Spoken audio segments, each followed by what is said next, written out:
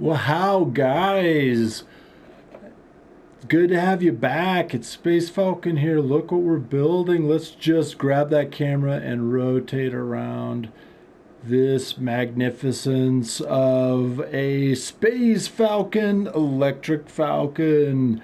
Isn't it coming along well? I'm so happy with it. And we've only just begun. Last time we put on these claws and we're beginning to hide the brilliant chicken body. That's a good sign if it looks like a chicken, because that is what falcons in fact look like underneath their feathers.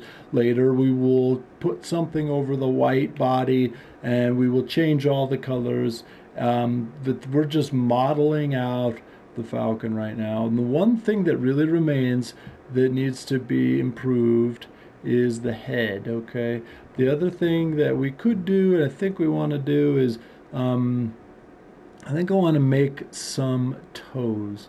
Now I don't know what this is going to be like, but here's the basic idea.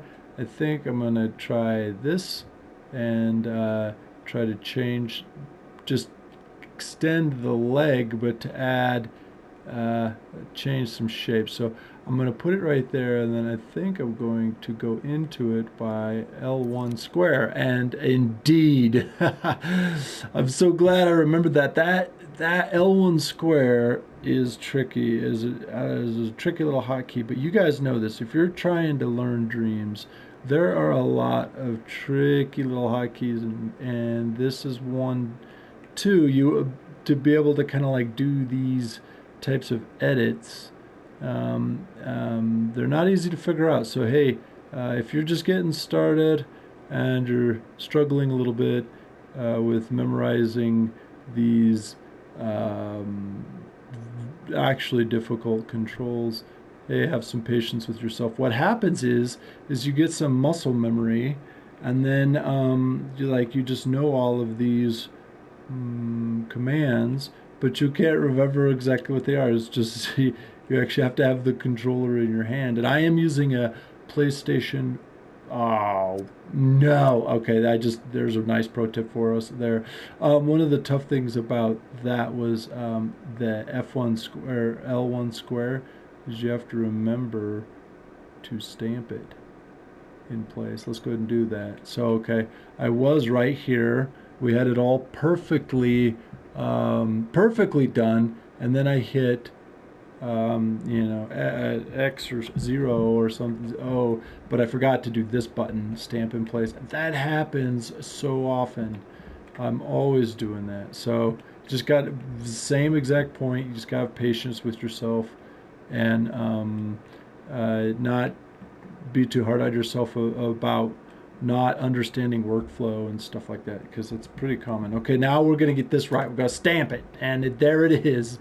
Now I want that same exact shape in every other one, and that's what it's doing for me here. So we're just going to go around the claws and basically make toes, and that was not great. So I might even have to, if this is what I want for the foot. Yeah, that's not bad. I like that for the foot. For the this idea of what it's. Okay, wait. We're gonna do one thing, and we're gonna size it down significantly. Oh, let's also go in and check that blend. It's blending pretty hard. It's got the varying looseness on. The looseness is way up. Oh, hello, spring chicken. Wow. That's why. Okay, so I have maximed out. But let's not max it out. Let's just do like 80. All right. That's cool. That looks like feathers to me. So all right. And oh, see, we're in stamp mode again. I don't want to be, so now I actually hit the 0 correctly to get out of that. Wanted to make this exactly right, even with these feathers. And I think that's good. And we're gonna move the claws a little bit. And then this one actually, I'm going to put 2 and see. Yeah, I said I want to do fingers, so here's the first attempt. I think we might even do 2 knuckles, and maybe that's why it's looking a little funny. So that's, I don't know, those are a little bit, I'm not sure I like or not. And then we're going to move them onto the finger a little bit more. It's cool. And kind of just working, working our way into the pattern. So instead of doing the foot first, we did the claws, and then we did the foot, and then I just pulled the claw out a little bit more, but I'm looking for a really nice setting, like where it's like right in the, I think you can see what I'm after there. And that's cool because that makes it look a little bit bigger, and that's what we're after. And you see how we're converting that beautiful maroon to toe. And this toe is good, except for it needs to be twisted. And this maybe is getting us closer to that triangle. I feel like we're probably going to need to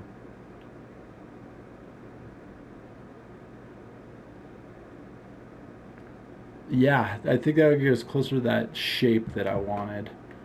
And this thumb's got a little bit of problems still. Come on, man. So yeah, and yeah, these are not matching my drawings yet, but because the drawing actually looks like that.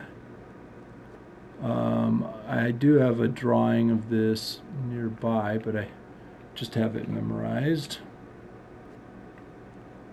Okay, cool. Okay, cool. Stop, Giles. Hey, one of the people that I really want to give a shout out in the Dreams community is Tab Giles, a mentor. He does a great job. If you want to learn Dreams and get a kickstart like I did, well, you want to go to Tab Giles, okay? He's just got such a good way of explaining things in like a friendly, fun way that, yeah, anybody can learn from Tab Giles. I'm pretty sure about that. Or maybe not, I don't know. It makes it a lot easier. It's not super easy to memorize all of these controls, but if that's what you do in playing other video games, then it's going to really help to try to memorize all of these different controls. And that's what Tap helped me do, is to just see different even techniques of how to move things to get different effects. A lot of the special effects of the tools up here in gadgets. Yeah, that was where Tap was really helpful, to just learn these nearly infinite gadgets, and more advanced gadgets as well.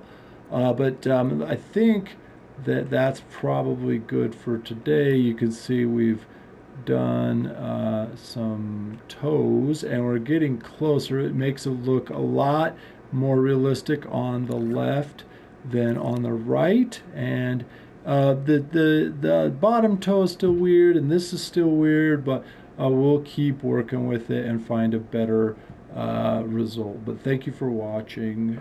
Hit that like and subscribe. Peace out.